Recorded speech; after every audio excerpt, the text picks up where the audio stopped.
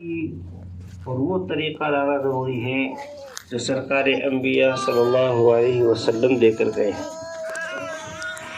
گھر کا ہر فرد، گھر کا ہر چھوٹا، گھر کا ہر بڑا، گھر کا بالغ، گھر کا مرد، گھر کی عورت اللہ کے نبی علیہ الصلاۃ والسلام کی زندگی کو پڑھے، اللہ کے نبی علیہ الصلاۃ والسلام کی زندگی کو سنے، اللہ کے نبی علیہ الصلاۃ والسلام کی زندگی کو اپنے عمل میں لائے کہ اللہ کے نبی علیہ الصلاۃ والسلام نے ہمیں کیا بتایا۔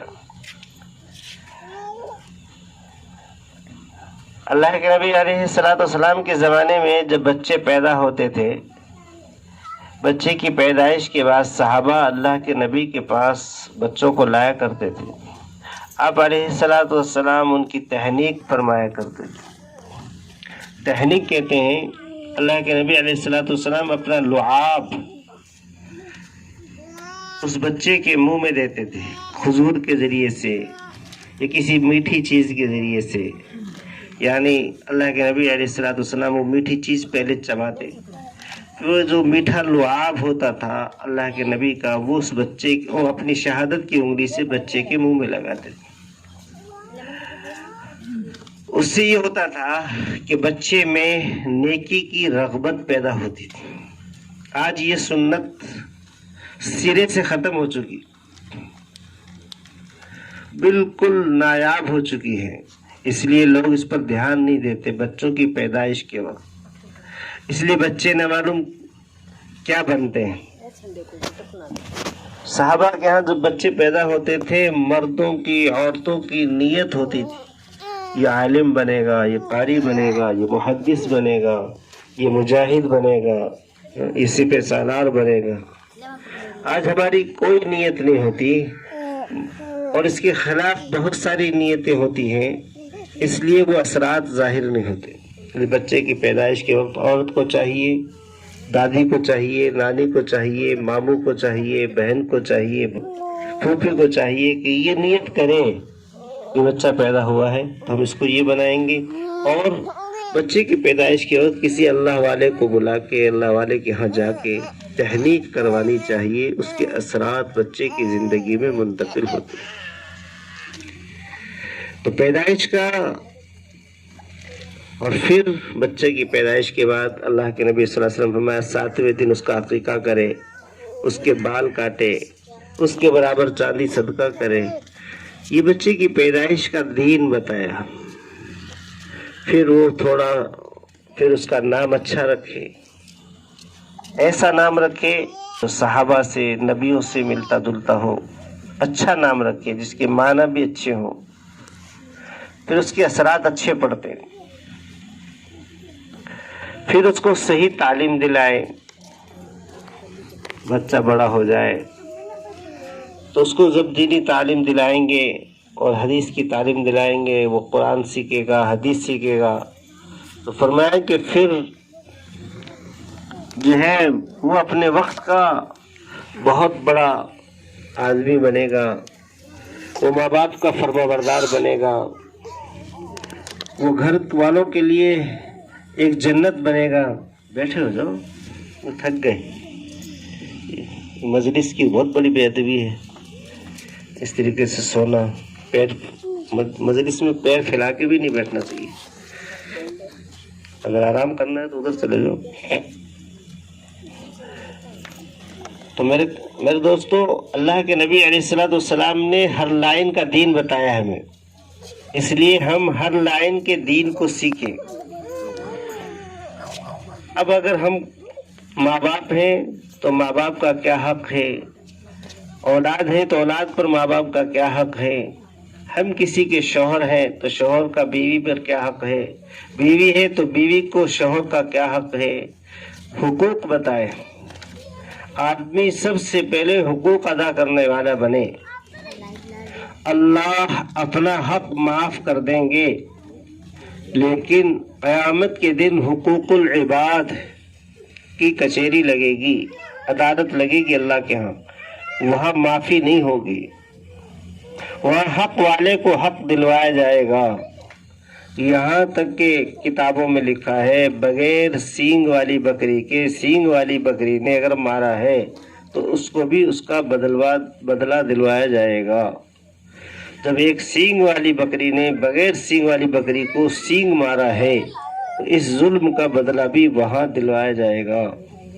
جب ایک جانور کے بارے میں یہاں تک آتا ہے کہ انسان کا حساب و کتاب ہوگا، ان کے لیے فیصلے ہوں گے جنت اور جہنم کے، لیکن جانوروں کے فیصلے ہونے کے بعد ان کو تو مٹی بنا دیا جائے گا، لیکن وہاں جانور کا حساب ہو کر بدلہ دلا کر پھر مٹی کیا جائے گا۔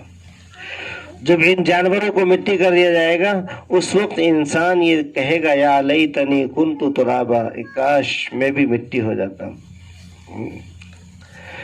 اس لیے میرے دوستو، اللہ نے ہمیں وہ زندگی دی ہے اپنے نبی کے ذریعے سے، اس زندگی کو ہم سیکھیں۔ اللہ کے نبی علیہ السلام ایسی پیاری زندگی لے کر آئے ہیں کہ اس زندگی کو جو اپنا لے گا وہ کبھی دکھیا نہیں ہو سکتا، پریشان نہیں ہو سکتا۔ آج جتنے جھمیلے ہیں، جتنی پریشانیاں ہیں، جتنی الجھنیں ہیں، ان سب کی وجہ یہ ہے کہ ہم نے نبی علیہ السلام کی زندگی کو چھوڑا ہے۔ پیارے آقا نے فرمایا تم دو چیزوں کی حفاظت کر لو، ایک زبان کی۔ اللہ کے نبی علیہ السلام نے فرمایا تم زبان کی حفاظت کر لو، میں تمہاری جنت کا ضامن ہوں۔ زبان فرمایا یہ دلوں کو جوڑتی بھی ہے، یہ دلوں کو توڑتی بھی ہے۔ تو فرمایا دلوں کا توڑنا یہ بڑا گناہ ہے اور دلوں کو جوڑنا یہ بڑا ثواب ہے۔ جھوٹ بولنے کی گنجائش کہیں بھی نہیں ہے۔ حدیث میں آتا ہے جب آدمی جھوٹ بولتا ہے تو فرمایا کہ رحمت کے فرشتے میلوں دور بھاگ جاتے ہیں، لیکن کوئی آدمی ایسے موقع پر جھوٹ بولے جہاں جوڑ پیدا ہو جاتا ہو، دو دلوں میں، دو خاندانوں میں، دو دوستوں میں، دو بھائیوں میں دو دلوں کا جوڑ ہو جاتا ہو، وہاں جھوٹ بولنے پر ثواب ہے، سچ بولنے پر گناہ ہے۔ فرمایا ایسا سچ جس سے دل ٹوٹ جاتے ہو، ایسا سچ جس سے جھگڑے ہو جاتے ہو، ایسا سچ جس سے لڑائی پیدا ہو جاتی ہو، فرمایا ایسے سچ پر نماز چھوڑنے سے زیادہ بڑا گناہ ہے۔ جمعہ کی نماز چھوڑنا اتنا بڑا گناہ نہیں ہے، اتنا بڑا گناہ اس سچ بولنے پر ہے جس سچ بولنے سے تمہارے دو انسانوں میں لڑائی پیدا ہو گئی، جھگڑا پیدا ہو گیا، نفرت پیدا ہو گئی، عداوت پیدا ہو گئی، اور نہ معلوم کہاں سے کہاں چلی گئی بات۔ فرمایا ایسا فتنہ پرور آدمی سے اللہ کے نبی علیہ السلام نے پناہ مانگی۔ اس لیے فرمایا انسان تو دنیا میں فتنہ پیدا کرنے کا ذریعہ نہ بن، بلکہ تو اپنے اخلاق کو اپنا، اپنے اخلاق کو سدھار۔ اللہ کے نبی نے فرمایا انما بعثت لأتمم مکارم الاخلاق، میں اس لیے دنیا میں بھیجا گیا ہوں تاکہ اخلاق کا اعلیٰ نمونہ پیش کروں۔ حضرت عائشہ رضی اللہ تعالیٰ عنہ فرماتی ہیں کہ اللہ کے نبی علیہ السلام نے، سنو بھی دھیان سے، حضرت عائشہ فرماتی ہیں اللہ کے نبی علیہ السلام نے کبھی ہمیں ڈانٹا نہیں، کبھی ڈپٹا نہیں۔ ہم سے گھر میں نقصان ہو جاتا تھا تو ہمیں کبھی للکارا بھی نہیں، کبھی یہاں تک بھی نہیں کہا کہ یہ نقصان کیوں کر دیا۔ یوں کہتے تھے کچھ بعض مرتبہ بعض مقدرات ایسے ہوتے ہیں وہ ہو کر دیتے ہیں، ہونا تھا ہو گیا۔ تو اللہ کے نبی علیہ السلام نے اپنی بیوی کو کبھی ڈانٹا نہیں۔ آج کل لوگ نیکی سمجھتے ہیں بیوی کو ڈانٹنا، سب بڑا ثواب سمجھتے ہیں بیوی کو ڈانٹنا۔ اللہ کے نبی نے اپنے خادم کو، اپنے جو ہے ان کا جو خادم تھا، اللہ 13 سال خدمت کی ہیں۔ فرمایا وہ صحابی فرماتے ہیں مجھے اللہ کے نبی نے کبھی ڈانٹا نہیں، کبھی للکارا نہیں۔ اللہ کے نبی علیہ السلام چھوٹوں سے پیار کرتے تھے، بچوں سے پیار کرتے تھے۔ اللہ کے نبی علیہ السلام تو محبت بھری، پیار بھری زندگی لے کر آئے ہیں، اور ہم نے اس زندگی کو چھوڑ کر نہ معلوم کون سی زندگی اپنا لی۔ ہر گھر میں جھگڑے، ہر گھر میں فتنے، ہر گھر میں فساد، ہر گھر میں خرافات۔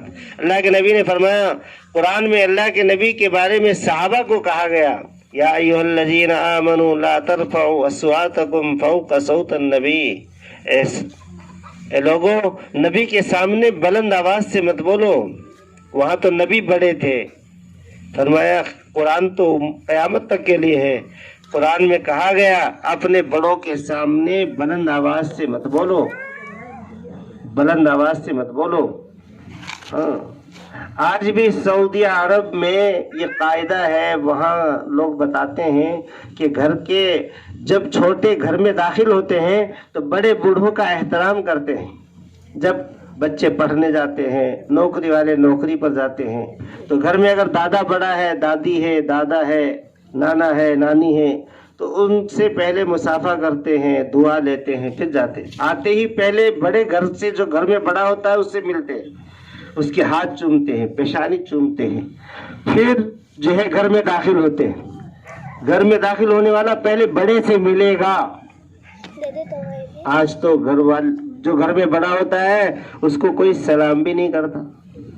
ماں باپ سے سلام کرنا میں شرم آتی ہے, ماں باپ کے پاس بیٹھنے میں شرم آتی ہے, ماں باپ سے دعا لینے میں شرم آتی ہے. ہماری دینداری کا حال تو یہ ہو گیا, پھر ہمیں سکون کیسے ملے گا؟ وہاں تو یہ ہے کہ گھر میں داخل ہوئے تو پہلے اپنے بڑے سے ملے. گھر میں والد ہے, دادا ہے, دادی ہے, ماں ہے, پہلے وہاں جائیں گے, پھر اپنے گھر میں اندر جو ہے کمرے میں جائیں گے. یہاں یہ ہے کہ ماں کو پتہ ہی نہیں ہے, باپ کو پتہ ہی نہیں ہے, دادا کو پتہ ہی نہیں ہے, نانا کو پتہ ہی نہیں ہے, گھر کے بڑے کو پتہ ہی نہیں ہے کون آیا کون گیا. میرے دوستو, اللہ کے نبی علیہ الصلوۃ والسلام نے ہمیں وہ زندگی دی ہے اور وہ طریقہ سکھایا ہے کہ ہم اپنے بڑوں کے سامنے بلند آواز سے نہ بولیں. فرمایا صحابہ اللہ کے نبی کے سامنے جب آتے تھے تو آنکھوں میں آنکھیں ڈال کر بھی باتیں نہیں کرتے تھے. وہ تو نیچی گردن جھکا لیتے تھے, نظریں نیچی کر لیتے تھے, اللہ کے نبی کا اتنا ادب کرتے تھے. بہت سے لوگ اس وجہ سے ایمان میں داخل ہوئے صحابہ کو دیکھ کر کہ صحابہ نبی کا اتنا ادب کرتے ہیں, اپنے نبی کا اتنا ادب کرتے ہیں. اس لیے بہت سے لوگ اس وجہ سے ایمان میں داخل ہوئے. فرمایا دین میں سب سے بڑی چیز ادب ہے. ادب کہ جس کی زندگی میں ادب آ گیا بہت کچھ آ گیا, ادب نہیں آیا تو کچھ نہیں آیا. آدمی پڑھ لکھ کے بھی, آدمی مال اور جو ہے دولت کما کے بھی اگر بے ادب ہے تو کچھ بھی نہیں ہے. ادب ہے تو بہت کچھ. اللہ کے نبی علیہ الصلوۃ والسلام تو اپنی بیٹی کا بھی ادب کرتے تھے کہ بیٹی فاطمہ جب گھر میں آتی تھی اللہ کے نبی کھڑے ہو جاتے تھے, اور اللہ کے نبی علیہ الصلوۃ والسلام پہلے اپنی بیٹی کو بٹھاتے تھے پھر خود بیٹھتے تھے. ہاں, اللہ کے نبی علیہ الصلوۃ والسلام اپنی بیٹی کو گھر کے دروازے تک چھوڑنے کے لیے آتے تھے. جب بیٹی کا پتہ چلتا تھا کہ بیٹی آ رہی ہے تو آپ دروازے پہ چلے جاتے تھے. آج تو بہن بیٹیوں کو دیکھ کر آدمی منہ چڑھا لیتا ہے. اللہ کے نبی علیہ الصلوۃ والسلام کی کوئی بہن نہیں تھی, آپ اکلوتے بیٹے پیدا ہوئے. ایک بہن دودھ شریک ہوئی, لیکن جب وہ بہن بھی جو دودھ شریک, ساری دنیا نے ان کو نبی مانا, اس بہن نے نبی نہیں مانا. اس کے باوجود بھی جب وہ بہن ملنے کے لیے آئی ہے تو نبی علیہ الصلوۃ والسلام مدینے سے باہر آ گئے بہن کو لینے کے لیے. یہ بہن کا اعزاز. حالانکہ ساری دنیا نبی مان رہی ہے, وہ بہن ابھی نبی نہیں مان رہی ہے, لیکن اس کے باوجود اپنی بہن کا احترام بتا رہے ہیں کہ بہن کتنی بڑی دولت ہے. کہ دیکھو بہن اتنی بڑی دولت ہے کہ نبی آخر الزماں, ساری دنیا کے سرتاج, ساری دنیا کے نبی, اور جو وہ نبی جن کی وجہ سے آسمان بنایا گیا, جن کی وجہ سے زمین بنائی گئی, جن کی وجہ سے چاند بنا, جن کی وجہ سے سورج بنا, جن کی وجہ سے کائنات کا نظام بنا, کہ وہ نہ ہوتے تو نہ چاند ہوتا, نہ سورج ہوتے, نہ دنیا ہوتی, نہ آسمان ہوتا, نہ آدم سے قیامت تک کی انسانیت ہوتی, کچھ بھی نہ ہوتا. وہ ہے تو سب کچھ. فرمایا جن کے صدقے میں ساری دنیا کو بنایا گیا وہ نبی, اس نبی کو نبی نہیں ماننے والی بہن مدینے میں ملنے کے لیے آ رہی ہے. تو اللہ کے نبی مدینے سے باہر ملنے کے لیے جا رہے ہیں. جب وہ جا رہی ہے تو آپ اتنے ہدیے دے رہے ہیں, اتنے تحفے دے رہے ہیں کہ بہن سے اٹھایا نہیں جا رہا. بہن نبی کے اخلاق کو دیکھ کر ایمان لانے پر مجبور ہو جاتی ہے. بہن کا ادب بتایا کہ دیکھو تمہاری بہن ہو تو بہن کے ساتھ محبت سے پیش آنا, تمہاری ماں ہے تو ماں کے ساتھ محبت سے پیش آنا. اللہ کے نبی علیہ الصلوۃ والسلام کہ वालिदा का इंतकाल हो गया, आप 6 साल के बच्चे हैं और आपके साथ में कोई भी नहीं है, आपकी वालिदा की बांदी है और आपका इंतकाल हो जाता है, उस वक्त भी आप इतने रोते हैं कि आपकी हिचकियां बन जाती है। आप बच्चे हैं, अब तो बच्चे हैं, लेकिन 55 साल के बाद में जब आप वहां से चले जाते हैं मदीना और जब आखिरी हज के मौके पर वापस आते हैं और रास्ते में माँ की कब्र पर पहुंचते हैं, माँ की कब्र पर पहुंचते हैं, ओहो 55 साल के बाद में या 54 साल के बाद में वो नबी जो अपनी माँ की कब्र पर पहुंचते हैं, अपने नबी को अपनी माँ की याद आ जाती है और 55 साल और 56 साल के बाद में भी इतने रोते हैं माँ को याद करके कि दाढ़ी मुबारक तर हो जाती है और आप बिलबिला जाते हैं और अपनी माँ की पूरी यादें वापस भर आती हैं, क्योंकि माँ तो माँ ही होती है और माँ की ममता होती है। माँ जैसी ममता किसी चीज में नहीं होती, माँ तो माँ ही होती है। माँ का मकाम बहुत ऊंचा होता है, इसीलिए इमाम शाफी रहमतुल्लाह अलैह के बारे में आता है, रोजाना 10,000 तलबा को सबक पढ़ाते थे और शाम को आकर माँ के कदमों में सोते थे, माँ के पैरों को चूमते थे। माँ कहती थी, बेटा मेरे पैरों को क्यों चूम रहा है? इमाम शाफी फरमाते, माँ मैं तेरे कदमों को नहीं चूम रहा, मैं तो अपनी जन्नत को चूम रहा हूँ। मैं किताब में पढ़ा कर आया हूँ, माँ के कदमों के नीचे जन्नत है, मैं तो अपनी जन्नत चूम रहा हूँ। इसलिए कि मेरे दोस्तों, माँ तो माँ ही होती है। हसन बसरी रहमतुल्लाह अलैह के जमाने में एक नौजवान था और हसन बसरी रहमतुल्लाह अलैह के जमाने में एक नौजवान था और वो इतना बीमार हो गया और उसकी जिंदगी अजीब और गरीब थी। तो माँ उनको समझाती थी, वो हसन बसरी रहमतुल्लाह अलैह की से जो है बैत थी माँ, तो हसन बसरी से कहती थी कि मेरे बेटे को समझाओ। वो बहुत समझाते थे, वो नहीं माना, लेकिन वो नहीं मानता था। वो अपने वक्त का जो है अपनी जिंदगी को उसने शबाब में और अपनी जिंदगी को ख्वाहिशात में गुजार दी। एक वक्त ऐसा आया कि वो जवान बीमार हो गया। तो माँ ही होती है, माँ की ममता अजीब होती है। माँ हसन बसरी के पास आती है और हसन बसरी से कहती है, हजरत मेरे बच्चे के लिए दुआ कर दो, उसकी जान बच जाए, किसी तरीके से दुआ कर दो, अल्लाह उसकी जान बचा दे। हसन बसरी कहने लगे, मैंने उसको बहुत समझाया, मैंने बहुत उसको नसीहत की, लेकिन वो नहीं मानता है, मैं क्या करूं? फरमाया, आप आकर समझा दो बीमारी की हालत में। हसन बसरी बीमारी की हालत में भी आ जाते हैं, फिर भी वो नहीं मानता है।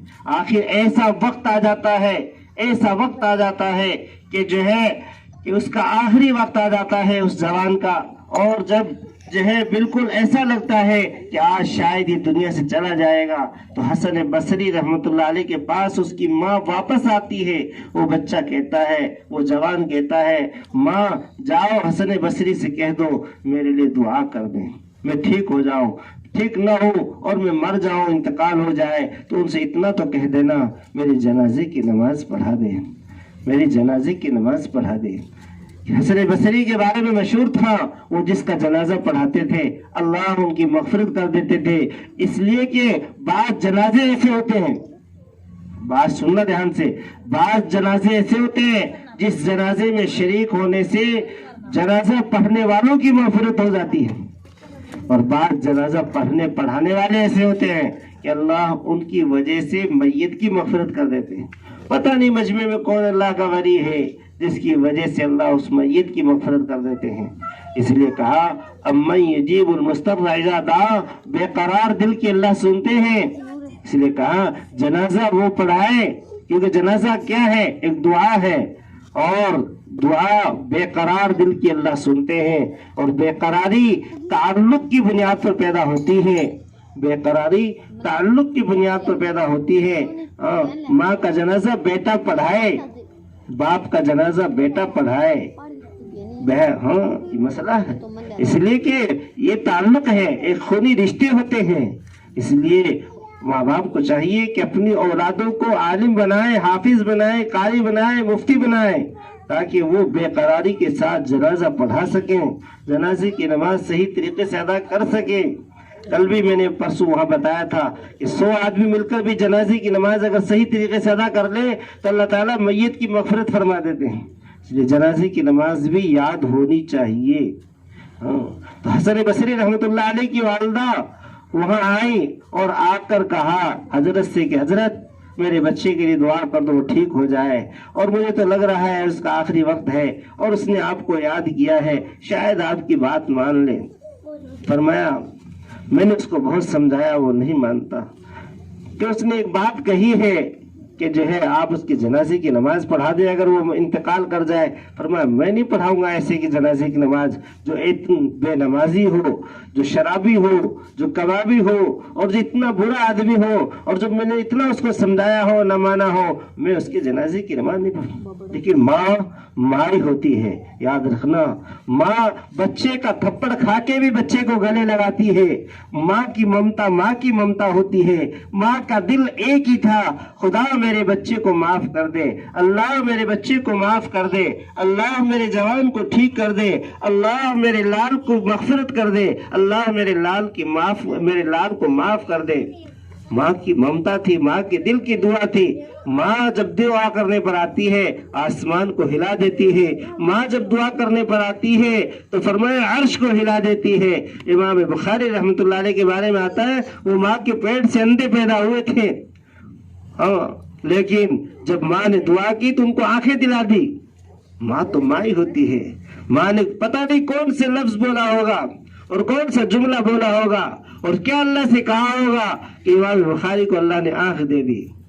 اب اس جوان کا انتقال ہو جاتا ہے حسن بصری کے زمانے میں، اور جو ہے ماں اس کی تیاری میں لگ جاتی ہے، کبھی اس کی آنکھیں بند کرتی ہے، کبھی اس کی ٹھوڈی پہ کپڑا لگاتی ہے، منہ بند کرتی ہے اور اس کو ڈھکنے میں لگ جاتی ہے۔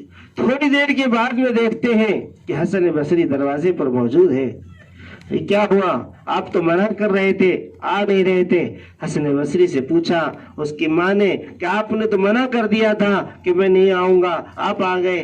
فرمایا میں تو سویا تھا اور تھوڑی سی آنکھ لگی تھی، اتنے سے میری آواز آئی فلاں جگہ جاؤ، میرے ولی کی جنازے کی نماز بھی پڑھاؤ، اس کو نہلاؤ بھی، اس کو کفن بھی پہناؤ اپنے ہاتھوں سے اور اپنے ہاتھوں سے قبر میں اتارو، اگر تم نے ایسا نہ کیا تو ہم تمہاری ولایت چھین لیں گے، تم ہمارے ولی کا جنازہ پڑھو۔ اللہ اکبر! ماں کی دعا ایسی ہوتی ہے کہ بعض مرتبہ گناہوں کو معاف کرا دیتی ہے۔ نہ معلوم اس جوان نے کیا اللہ سے کہا ہوگا اور اس ماں نے کس دل سے اس جوان کے لیے دعا کی ہوگی، اللہ نے اس ماں کی دعا پر اس جوان کو بھی بخش دیا، اور جو ہے اللہ نے حسن بصری جیسے کو دھمکی دلا دی۔ ماں تو ماں ہی ہوتی ہے، ماں تو ماں ہی ہوتی ہے۔ اس لیے میرے دوستو، مائیں جن کے گھروں میں زندہ ہیں ان کے لیے فرمایا دنیا میں جنت ہے، جن کی ماں دنیا سے چلی گئی ان کی جنت چلی گئی، وہ اپنی جنت کی قدر کریں۔ فرمایا ماں باپ کے دنیا سے جانے کے بعد ان پر سب سے بڑا احسان اور سب سے بڑا حق یہ ہے ان کے لیے اثار ثواب کرے، ان کی قبروں پر گاہے بگاہے جائے، ان کے لیے روزانہ پڑھ کر کچھ نہ کچھ ثواب پہنچائے، روزانہ قرآن پاک کا کچھ نہ کچھ حصہ پڑھ کر ثواب پہنچائے، نماز پڑھ کر ثواب پہنچائے، تسبیح پڑھ کر ثواب پہنچائے، کچھ نہ کچھ ضرور حصہ قرآن کا پڑھ کر جو ہے ان کو ثواب پہنچائے۔ یہ اولاد کے نیک ہونے کی نشانی ہے، فرما بردار ہونے کی نشانی ہے۔ فرمایا روزانہ نہیں تو دوسرے دن نہیں تو جمعے روزانہ ہفتے میں 1 بار 2 بار جو ہے قبر پر جایا کرے اور قبر پر جا کر ان کے لیے دعا کیا کرے۔ فرمایا ایسا کرنے سے اولاد ماں باپ کی فرما بردار بھی شمار ہوتی ہے، اور ماں باپ کے ذریعے سے اس کے حق میں بہت سی جو ہے نیکیاں آتی ہیں، اور جو ہے اس کو بہت کچھ ملتا ہے۔ ماں باپ کی زندگی میں جس طرح دعا ملتی رہی ہے، مرنے کے بعد بھی ان کی دعائیں اس کے ساتھ شامل حال رہتی ہے۔ قبر والے کو پتا چلتا ہے میرے قبر پر کون آیا ہے، کون گیا ہے، کون گزرا ہے۔ اس لیے جن کے ماں باپ دنیا سے چلے گئے ان کی اولادوں کو چاہیے وہ ماں باپ کی قبر پر جایا کریں، اور جن کے ماں باپ دنیا میں زندہ ہیں ان کو چاہیے کہ وہ ماں باپ کی قدر کریں، اتنی قدر کریں کہ ماں باپ کو راضی کر لیں۔ ماں باپ کو ناراض کرنا سب سے بڑا گناہ ہے۔ حدیث میں آتا ہے جنہوں نے ماں باپ کی خدمت کی اللہ ان کو دنیا میں بدلہ دیتے ہیں رزق کے ذریعے سے، روزی کے ذریعے سے، فرمایا ان کی روزی میں اللہ برکت دے دیں گے۔ اور جنہوں نے ماں باپ کی خدمت نہیں کی، جو لوگ ماں باپ کی خدمت نہیں کرتے ہیں، اللہ ان کو دنیا میں عذاب دیتے ہیں، روزی کے راستے سے دیتے ہیں، روزی تنگ کر دیتے ہیں، رزق تنگ کر دیتے ہیں۔ فرمایا یہ ماں باپ کی ناقدری کا عذاب ہوتا ہے۔ نماز چھوڑنے کا گناہ مرنے کے بعد ملے گا، روزہ چھوڑنے کا گناہ آخرت میں ملے گا، حج فرض نہیں کیا اس کا گناہ بعد میں ملے گا، ماں باپ زندہ ہے ان کی خدمت نہیں کی، فرمایا اس کا عذاب موت سے پہلے پہلے دنیا میں ملے گا۔ اور ماں باپ کی خدمت کر لی، فرمایا اس کا اجر، اس کا بدلہ دنیا میں ملے گا، مرنے کے بعد نہیں۔ اللہ دنیا میں دکھائیں گے، روزی کے راستے سے دکھائیں گے، اللہ اس کی روزی کو بڑھا دیں گے، اللہ اس کی روزی کو وسیع کر دیں گے، اور اللہ اس کو تندرستی دیں گے، اللہ اس کی زندگی میں برکت دیں گے، اللہ اس کی جو ہے عزت میں برکت دیں گے، اللہ اس کی جان میں، مال میں، ایمان میں، عمل میں برکت دیں گے، جو ماں باپ کا صحیح فرما بردار ہو۔ اس لیے فرمایا آپ کسی کے بھائی ہیں تو بہنوں کا حق ادا کریں، آپ کسی کے ماں باپ ہیں تو اولاد کا حق ادا کریں، آپ جو اولاد ہیں تو ماں باپ کا حق ادا کریں۔ اللہ کے نبی علیہ الصلوۃ والسلام نے یہ حقوق والی زندگی دی ہے، اس حقوق والی زندگی کو جو اپنائے گا فرمایا ان کے لیے دنیا بھی جنت بن جائے گی، اور حقوق ادا نہ کرنے کی وجہ سے دنیا جہنم قدا بن جاتی ہے۔ اس لیے فرمایا ہم اپنی بیوی کا بھی ادب کریں، ہم اپنے بچوں کا بھی ادب کریں، ہم اپنی بیٹیوں کا بھی ادب کریں۔ ہمارے استاذ مولانا وحید الزماں کرانوی رحمۃ اللہ علیہ دارالعلوم کے نائب محترم یہ فرمایا کرتے تھے آپ بچوں کو تو مت کہو، آپ کہو۔ اگر بچوں کو آپ تو کہو گے تو چھوٹے بچے بھی آپ کو تو کے لفظ سے پکاریں گے۔ بڑوں کی ذمہ داری ہے چھوٹوں کے ساتھ شفقت کریں، بڑوں کی ذمہ داری ہے اپنے لہجوں میں نرمی استعمال کریں۔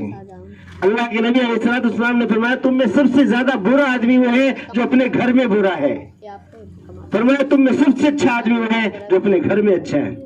آپ اچھے بنتے ہو دوستوں کے ساتھ، آپ اچھے بنتے ہو گلی والوں کے ساتھ، اور گھر میں آ کے برے بنتے ہو، بیوی کے سامنے برے، بچوں کے سامنے برے، ماں باپ کے سامنے برے، تم سے سب گھر والے تو پریشان ہیں، اور باہر والوں کو خوش کر کے آپ کون سی کامیابی لینا چاہتے ہو؟ فرمایا اگر کامیابی لینا چاہتے ہو تو اپنے گھر میں سب سے اچھے بنو، گھر میں آؤ تو گھر میں سلام کرو، گھر میں آؤ تو بچوں کے ساتھ بیٹھو، بیوی کے ساتھ بیٹھو، ماں کے پاس بیٹھو، باپ کے پاس بیٹھو، باپ کے سرہانے مت بیٹھو، ماں کے سرہانے مت بیٹھو، چچا اور تایا ہے تو ان کے برابر مت بیٹھو۔ یہ ادب ہے زندگی کا۔ چھوٹا بھائی بڑے بھائی کا ادب کرے، ہاں فرمایا جو ہے نواسا ہے تو نانا کا ادب کرے، داد پوتا ہے تو دادا کا ادب کرے۔ فرمایا وہ ماں کے سہارے نہ بیٹھو، باپ کے سہارے نہ بیٹھو، ان کے پیروں کی طرف بیٹھو، یہ بھی ایک ادب ہے۔ ہاں آج تو لوگ ادب کو بھول گئے، ادب ہے ہی کیا چیز کچھ پتا نہیں ہے کہ ادب بھی کوئی چیز ہے، جبکہ تعلیم میں، علم میں اور شکشا میں سب سے بنیادی چیز ادب ہے۔ ادب کہ جس کی زندگی میں ادب آ گیا اس کو شکشا بھی آئے گی، اس کو تعلیم بھی آئے گی، اس کی زندگی میں علم بھی آئے گا، وہ دنیا میں بھی کامیاب ہوگا، آخرت میں بھی کامیاب ہوگا۔ ادب ہر چھوٹے کو اپنے بڑے کا کرنا ہے، اس لیے ہر چھوٹا ادب کو استعمال کرے، ادب سیکھے کہ ادب کیا چیز ہے۔